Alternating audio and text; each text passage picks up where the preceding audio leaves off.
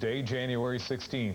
I'm Ian Hanamansing in Vancouver. For those of you watching our Toronto, Ottawa, and Montreal stations, Canada Now continues. Thanks, Ian. And tonight on Canada Now from Montreal, a survey of Anglophones in Quebec and established rights and not sure about who speaks for them. Jean Beliveau was the leader when he played with the Canadians. We'll look back at his early days as a Hab, and I'll chat with Dick Irvin about Gentleman Jean. But first, some stories you should know about. And we'll begin with biker gangs. They are back in the headlines. This morning, they were the target of police raids in the townships. Over the past 24 hours, we've seen them in courtrooms. They're at the center of two high-profile court cases involving rival gangs. Maite Ormachea has the story. High security in the courthouse. Guards are in position everywhere, and everyone coming in is frisked. This trial has just gotten started, but preparations have been months in the making. Some of them unusual, like this plexiglass screen 1.5 meters high, bolted to the prisoner's box to prevent them from talking to each other. Welcome to the trial of 13 bikers, members of the Hells Angels and one of their affiliate gangs. Total of 162 charges, from drug trafficking to assault and confinement. This is a big case, one of the first to test the federal government's new anti-gang legislation that makes it illegal to be a gang member. Its constitutionality was contested today, but already there's a publication ban. No, pas de commentaire. Just yesterday, closing arguments in another biker case, this time in Montreal. 8 members of rival gang, the Rockman, drug trafficking, armed robbery, and gangsterism. 2 days, 2 high-profile trials, and then, early this morning, a police raid in the eastern townships. 200 officers target the hangouts and a clubhouse of the Hells Angels and an affiliate gang. 10 people are arrested. And so another possible court case in the making. As for the case in Quebec City, a jury is selected in February. That's when security is even tighter.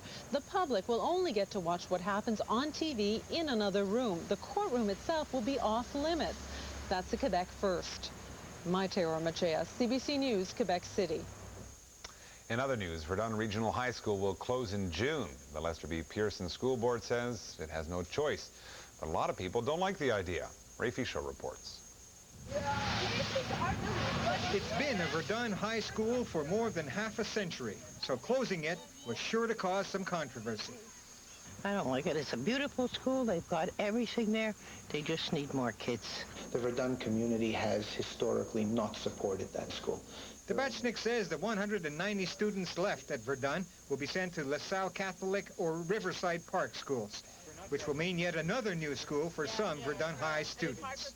I don't think it's a good idea. We always have to change schools. Like, we've changed 3 different schools already. Some people at the school say the students will really suffer.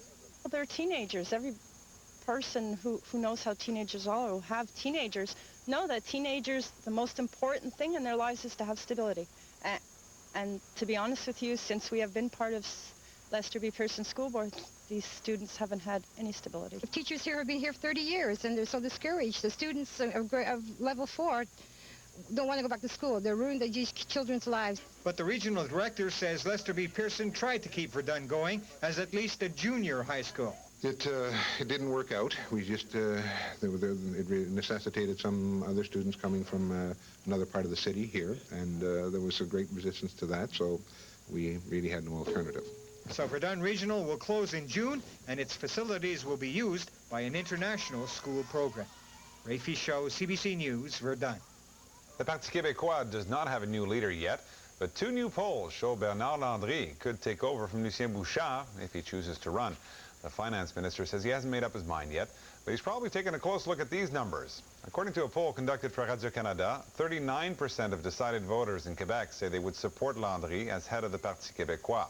A poll conducted for the Gazette shows similar numbers. According to that poll, Landry would be the choice of 37.8% of decided voters in Quebec. The 2 polls show Health Minister Pauline Marois is his closest rival. Liberal leader Jean Charest is talking about a possible referendum. Today, Charest unveiled a working document outlining his party's document for constitutional policy.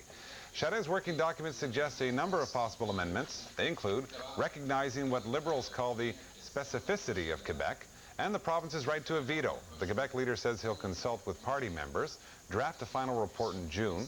But on the question of putting his proposals to a referendum, Charest seemed uncomfortable, saying it was possible, but too soon to know for sure. And there's a lot of work that has to be done before we even reach the point where we can contemplate presenting constitutional amendments. So I guess it's when we get to that point where we'll have to determine how we want to approach that.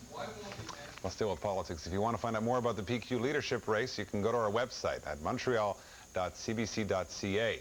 You also get the latest news, video links to Canada Now, and audio links to CBC Radio. Again, the address is montreal.cbc.ca. Well, there's more cold weather ahead. Here's a look at the forecast.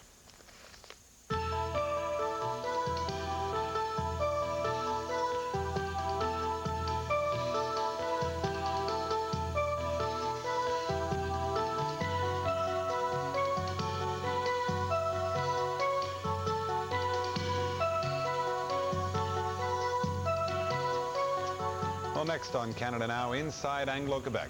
We'll look at the results of a survey. Seems English speakers are at home in Quebec, but not sure who to look for leadership. Details next on Canada Now.